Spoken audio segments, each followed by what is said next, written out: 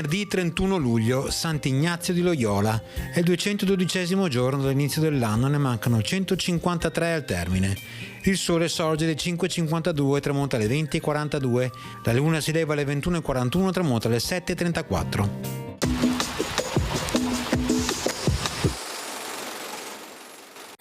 Al nobile Giorgio Querini viene proibito l'uso dello stemma di famiglia, vietato dal 1310 a causa della famosa congiura compiuta dai suoi antenati assieme a Baiamonte Tiepolo. Come si vede, le autorità veneziane avevano la memoria lunga.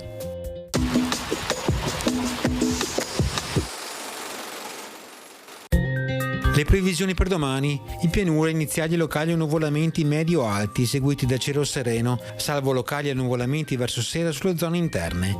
In montagna inizialmente ben soleggiato, dalle ore centrali sviluppo di nubi cumuliformi, specie sulle Dolomiti.